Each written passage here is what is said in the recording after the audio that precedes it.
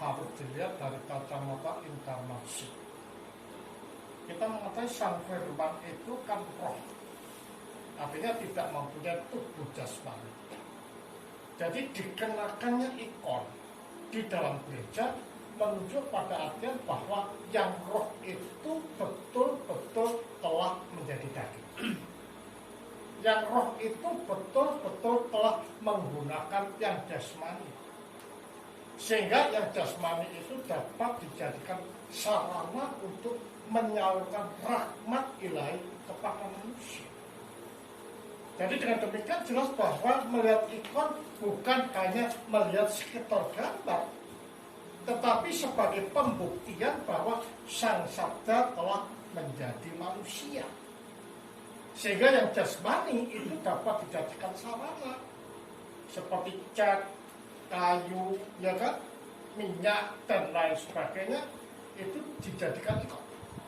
Seperti minyak untuk sakramen peminyakan kudus, air untuk untuk baptisan, roti dan anggur untuk perjamuan kudus.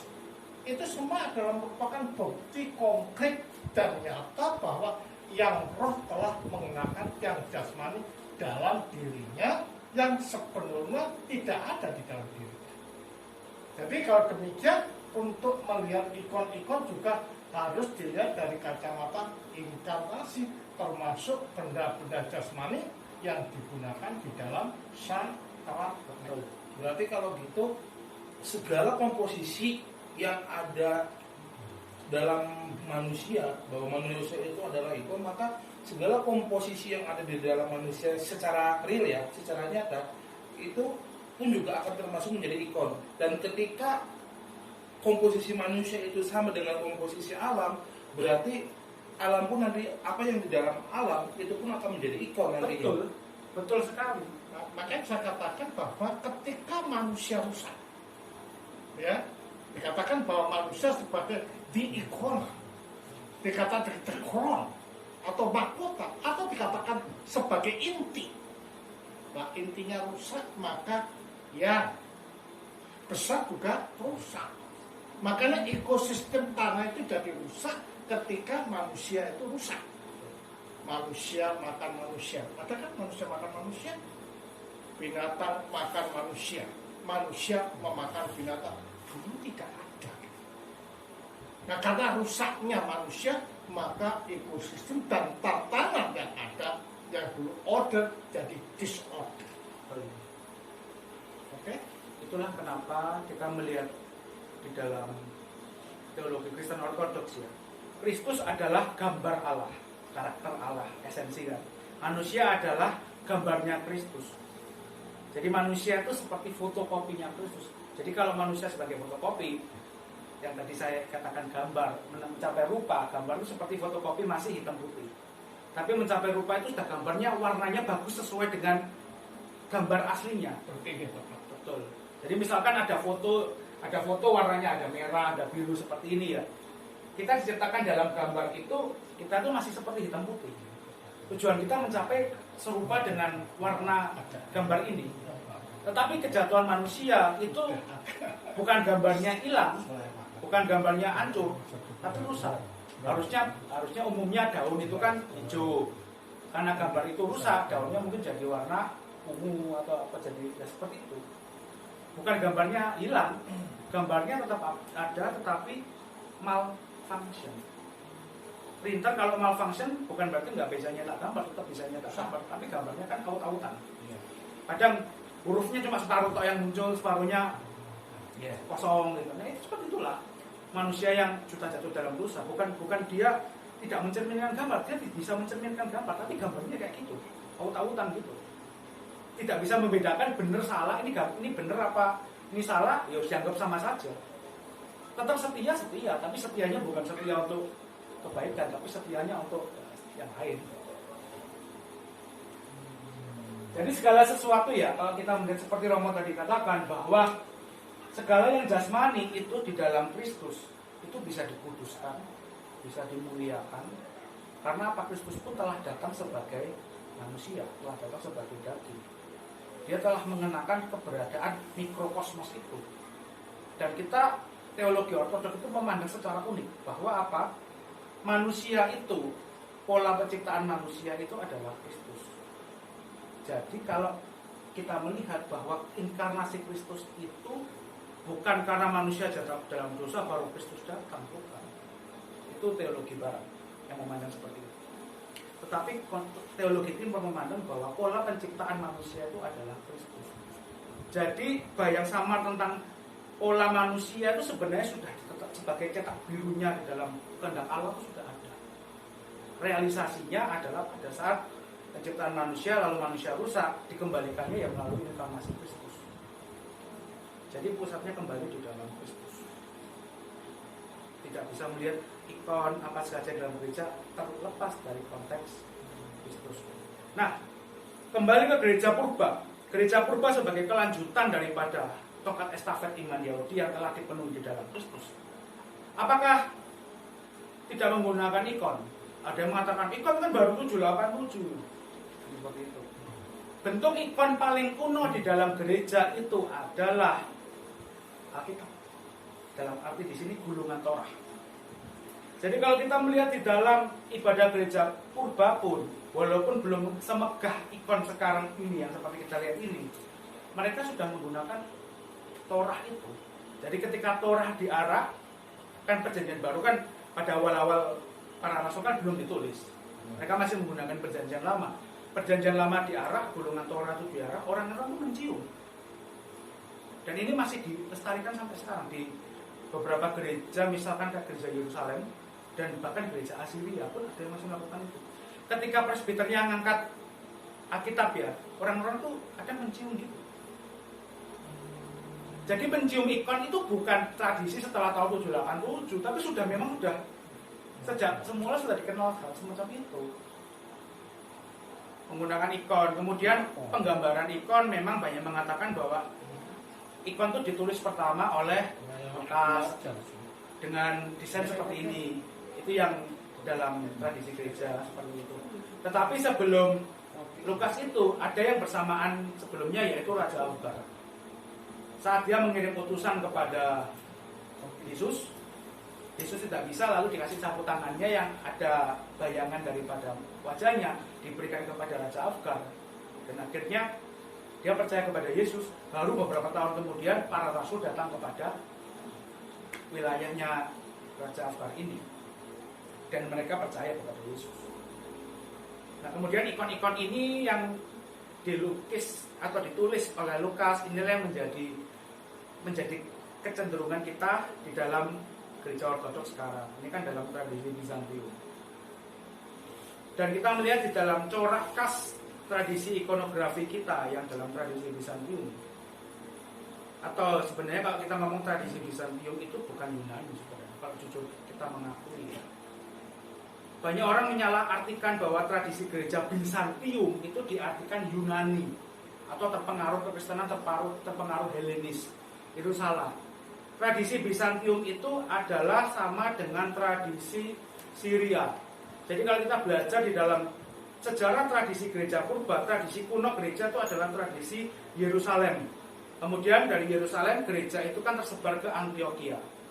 Gereja Antioquia inilah yang di dalam Kisah Para Rasul 11:26 di Antioquia lah orang-orang itu pertama kali disebut sebagai Kristianos atau Kristen atau Masihi.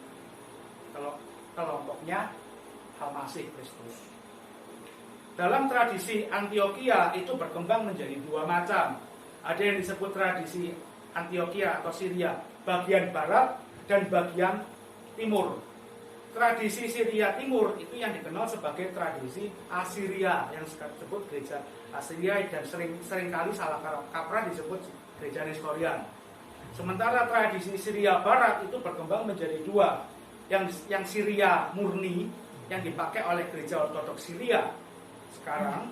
Kemudian tradisi Syria barat ini juga berkembang tradisi Kapadokia, Syria Kapadokia. Itulah tradisi Bizantium. Jadi tradisi Bizantium itu adalah termasuk rumpun tradisi Syria. Jadi kalau orang mengatakan tradisi Syria itu satu-satunya cuma gereja ortodoks Syria, itu kurang piknik. Mas, mau tanya, apa benar ortodoks Syria nggak pakai ikon? Kalau mengatakan tidak pakai ikon, Pertanyaannya, ikonnya itu dalam konteks apa? Ikon secara pengertian umum atau secara khusus? Kalau ikon secara khusus, memang kita mengatakan ini ikon secara khusus.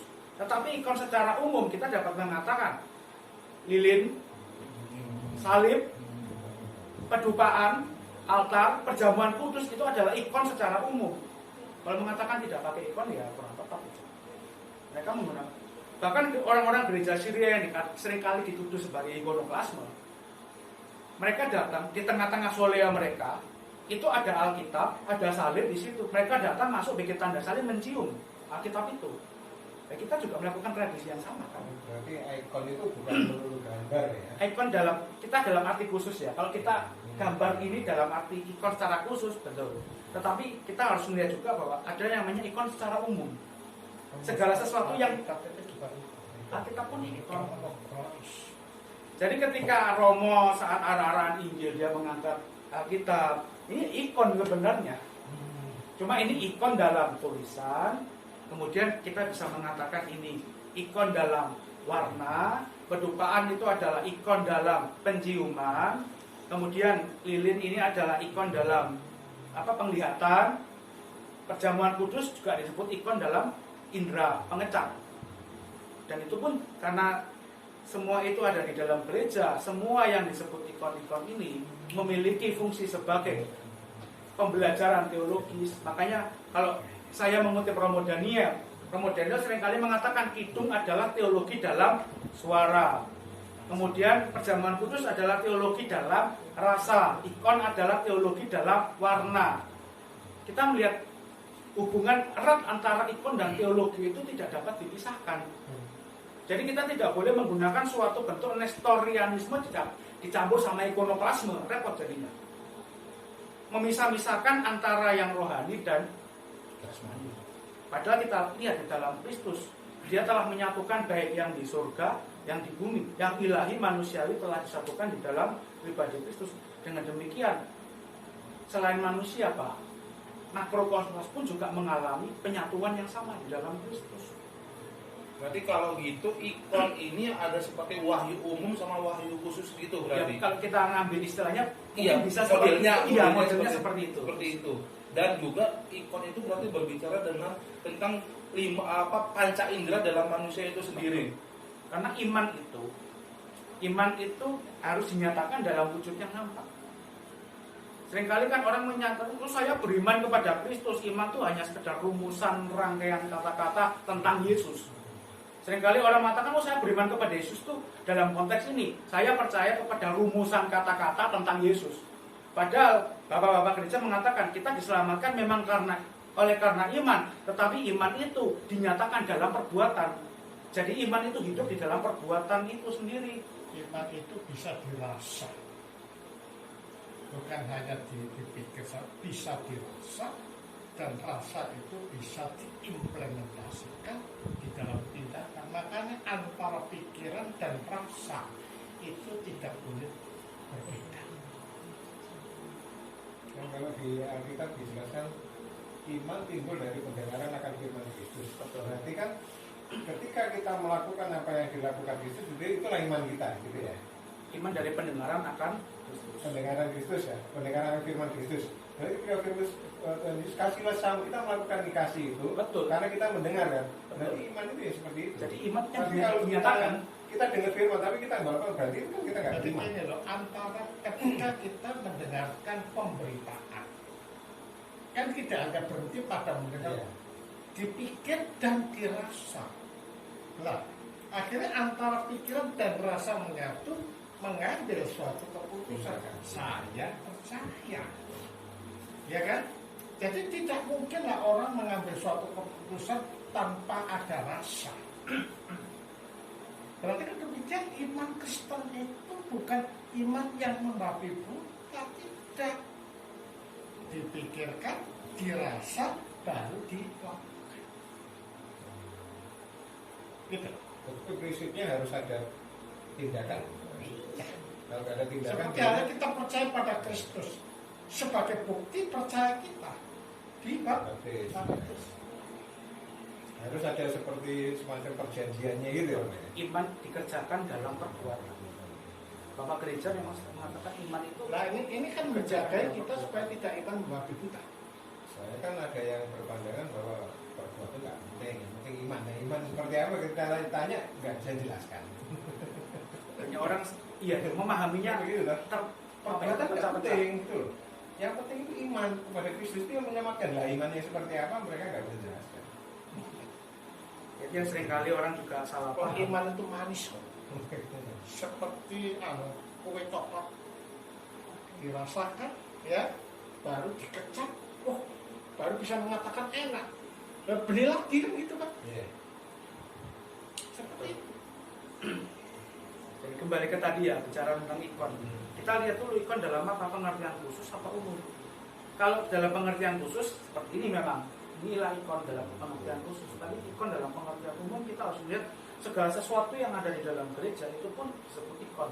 Bahkan seorang presbiter, seorang diaken itu adalah ikon daripada sang imam itu sendiri. Seorang episkop di dalam gereja itu adalah gambaran atau ikon daripada episkopos oratos, episkop yang tak kelihatan. Di dalam pengakuan iman kita kan katakan aku percaya pada satu Allah sang Bapa yang Maha Esa, pencipta langit dan bumi dan segala sesuatu yang kelihatan dan tak kelihatan. Oratos ke auratos. Jadi kita tidak hanya yang kelihatan saja atau yang tak kelihatan saja. Ada suara tanpa rupa. Pikir sendiri apa? Kemudian dia kan seringkali mengatakan gitu. Ada tubuhnya tapi nggak ada jiwa, ada tubuhnya saja nggak ada kata-katanya. Mayat. Ada suaranya tapi nggak ada rupanya kan demit kan seperti itu hantu. Dan seperti itu iman Kristen itu ada dua aspek, yang ilahi manusia yang kelihatan dan yang tak kelihatan. Ikon itu adalah refleksi yang kelihatan dari apa yang tidak kelihatan. Menorah bercabang 7 dasarnya dari mana? Dari kitab Wahyu. 7 berbicara tentang kesempurnaan ilahi. Bicara terang itu bicara tentang Roh Kudus. Terang Roh Kudus dalam kesempurnaan ilahi. Kenapa disebut 7? Nah, itu maknanya seperti itu. Bukan hanya penting banyak orang yang penting bikin menorah cabang 7 selesai, nggak ngerti tujuannya apa. Kan banyak terjadi dalam kelompok-kelompok modern sekarang. Woi, ya pokoknya Alkitab, repot kalau yang pokoknya Alkitab. Pokoknya Allah bersabda, repot. Yang penting Tuhan Yesus ngomong, aduh ini kan kasihan kalau kita memahami iman hanya pokoknya Yesus berfirman, repot. Yang penting ada di dalam Alkitab. Padahal kalau kita baca dalam beberapa tradisi kuno orang Yahudi, mereka memahami bahwa menorah ini sebenarnya bentuknya pohon. Pohon yang bercabang 7. Dan itu diyakini adalah pohon kehidupan. Jadi menorah yang di dalam altar ini yang bercabang 7 itu dapat kita maknai sebagai pohon kehidupan. Yang mana seharusnya manusia itu bukan makan pohon buah dari pengetahuan yang baik dan jahat, tapi justru harusnya makan dari buah kehidupan. Itulah kenapa dalam kitab Wahyu kan juga di dalam bahasa kiasannya, barang siapa haus kemudian makan buah kehidupan. Itulah tujuan kita. Ya bicara tentang Kristus sebenarnya. Jadi dengan melihat menorah kita tuh diingatkan bahwa tujuan kehidupan kita tuh apa? Kehidupan. Kita tuh diciptakan bukan untuk mati, kita diciptakan untuk kehidupan. Hidup kekal, bukan untuk mati. Kematian itu adalah penyimpangan karena apa? Manusia menolak kepada hidup kekal. Iya. Ya martia itu. Kemudian kita melihat ikon Kristus, menunjukkan bahwa sebenarnya kita itu dipanggil untuk serupa dengan Kristus, tapi manusia kan menolak akhirnya. Menolak jalan yang telah ditetapkan oleh Kristus dengan memilih jalannya sendiri yang menurutnya bagus, padahal sebenarnya menuju kepada kebinasaan. Dengan melihat segala sesuatu, melihat lilin, oh terang, menunjukkan bahwa hidup kita itu adalah hidup yang terang. Kita melihat altar Kristus yang telah dipersembahkan, menunjukkan bahwa hidup kita pun sebenarnya harusnya dipersembahkan kepada Allah. Jadi bukan segala sesuatu dalam gereja itu bukan hanya upacara tanpa makna atau pernak-pernik tanpa tujuan. Segala pernak-pernik ada fungsinya, ada maknanya, ada landasannya dan memiliki kegunaannya. Kita tidak boleh terjebak dalam gnostikisme di dalam terapan iman Kristen yang akhirnya terpuncak dalam pornoklasme. Jadi kalau mengatakan bahwa ada gereja-gereja yang tidak menggunakan ikon, gereja ortodoks Syria tidak pakai ikon, gereja Syria tidak pakai ikon, nah itu yang mengatakan tidak pakai ikon perlu mencermati dulu sebelum berbicara supaya tidak salah. Kan kalau sudah ngomong buanter salah haluan. Mencium salib itu kan pengakuan kita. Ya, tentang ini Mas, mungkin yang saya tanya kemarin tentang mencium itu dasarnya apa? Mencium ikon. Mencium ikon. Yang pertama, mencium itu kan tanda kasih. Ya. Hendaklah kamu saling bertukar cium kudus. Nah, sementara di dalam gereja kita kan tidak hanya masalah gereja itu hanya orang hidup saja, tapi ada orang yang sudah bersama dengan Tuhan di Firdaus. Kita berbagi kasih dengan dia dengan menyimpulkan dengan mencium ikon. Kemudian itu yang pertama ya, fungsi kasih. Yang kedua, pengakuan. Dengan kita mencium ikon, kita mengakui apa yang diikonkan. Kita mencium salib, kita mengakui bahwa Yesus itu telah tersalib. Jadi kalau orang yang menolak mencium ikon salib atau ikon penyaliban Kristus, dia menolak bahwa Yesus itu memang disalibkan. Dan kita tahu yang sangat membenci penyaliban itu adalah iblis, karena dia tidak ingin manusia itu diselamatkan. Seperti itu. Kita mencium ikon apa? Kebangkitan. Kita percaya bahwa kita mengakui bahwa Kristus telah bangkit. Ya memang tidak semua benda-benda dapat dicium, nggak mungkin nyium. Jadi kalau yang misalnya kita mencium jana suci, ikon itu kita seperti memberi salam gitu, atau menghargai, atau seperti kita orang tua rumah. Ya, seperti kita ke Romo itu cium tangan seperti itu ya maknanya ya. Sebenarnya mencium gambar itu bukan eksklusif milik orang-orang Kristen Ortodoks. Bahkan orang-orang ateis pun juga melakukan. Ketika mereka sudah ditinggalkan pasangan atau orang tua mereka, saya kan mencium fotonya orang tuanya mereka. Kan ini orang ini siapa? Oh, ini orang tua saya sudah meninggal 25 tahun yang lalu. Terus dicium gitu. Dia ateis. Bukan berarti mencium foto orang tua saya menyembah orang tua, kan bukan. Sekaligus ya dengan mencium ikon di samping membunuh. Tetapi kita melihat bahwa kita pun akan mengalami hal yang sama seperti yang digambarkan, yaitu berbicara tentang eskatologi. Nah, dan gereja yang bersifat Katolik, utuh, lengkap, dan semestami. Jadi kalau kita melihat ikon di sini bukan hanya melihat sekedar gambar, kita melihat eskatologi kita, bahwa kita akan mengalami hal yang sama seperti yang digambarkan.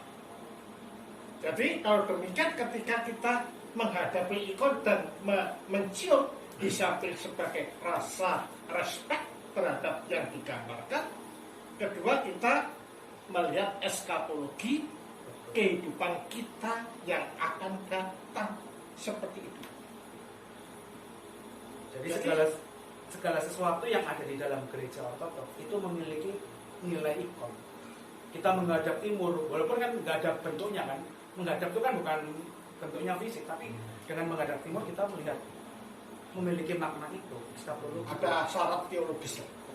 Apa yang ada di dalam gereja itu bukan tanpa tujuan. Makanya sebenarnya orang masuk di dalam gereja ini sudah masuk dalam seminar. Kalau mau betul-betul menyelidiki seminari pada dirinya sendiri, tanpa pergi ke seminari. Kalau imamnya memang sebagai imam yang learning priest, umat akan pintar sendiri.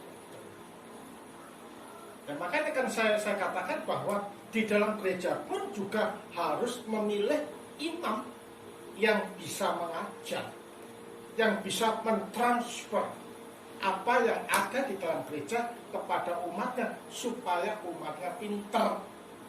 Sehingga kalau ditanya orang lain, saya tak tanya Romo, enggak, langsung dijawab ngenggon.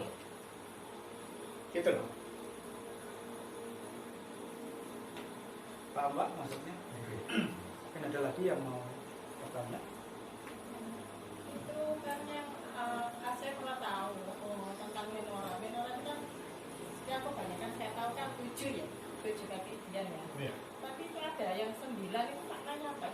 Dan yang menorah itu 9. Menorah 9 itu bukan dari Kristen, itu dari Yahudi. Oh, Menorah pada aslinya 7, bukan 9. Menorah berkaki 9 yang dipakai orang Yahudi itu muncul setelah orang-orang Kristen menggunakan menorah berkaki 7. oh berarti bukan. Ada C. Perubahan. Jadi kalau kita jujur ya akui ya, agama Yahudi yang dipahami sekarang itu bukan Yahudi yang sama sebagaimana perjanjian lama. Landasan mereka Yahudi sekarang itu adalah rabbinik, orang-orang Farisi yang membenci Yesus, membenci para murid. Sama dengan Masorot, munculnya Masorot itu kan berawal dari kebencian. Nah itu sama dengan gereja menorah. Gereja Ortodok menggunakan Yang menorah. sekarang kalau bisa dibilang udah nggak ketagihan ya. Kenapa? Yang sekarang udah nggak ketagihan berarti. Kalau jujur Yahudi Alkitabiah, pertanyaan saya cuma satu, perenungan saya. Ibadah Yahudi pusatnya pada korban. Iya. Betul kan? Agama Yahudi 2000 tahun tanpa korban. Bagaimana pengakuan dosa mereka, penyucian dosa mereka?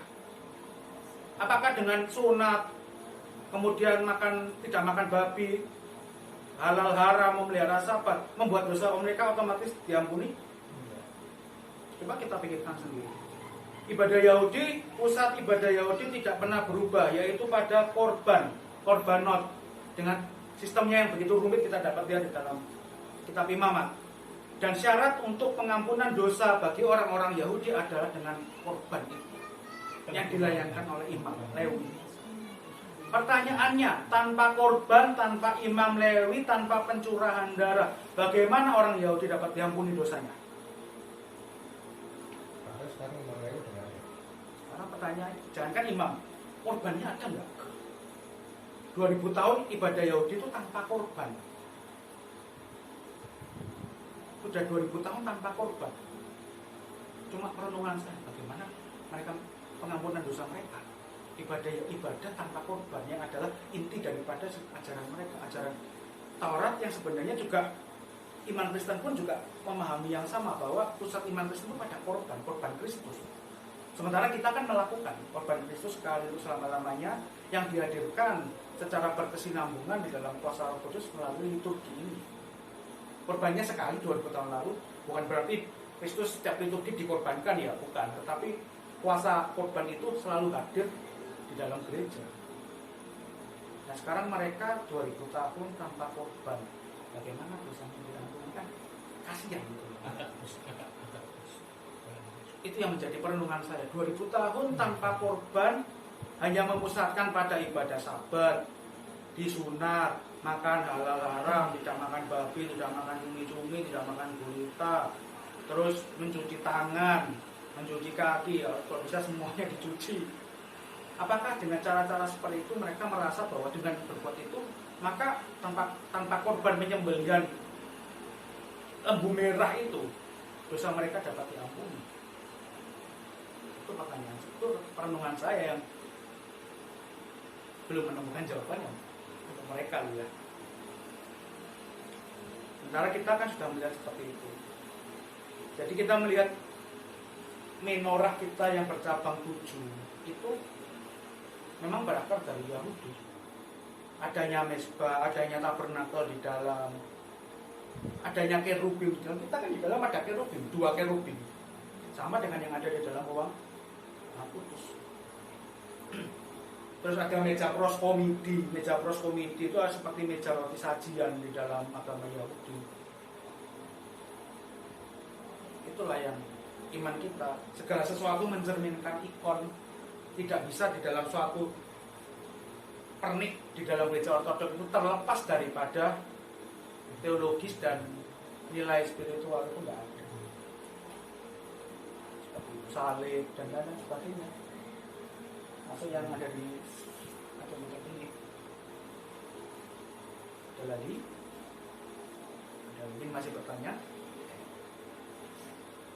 Ini belum dijelaskan ikon ini kenapa kok warnanya kuning, kenapa kok jarinya begini, ini belum sampai ke situ loh. Nanti kesempatan berikutnya saja kita belajar.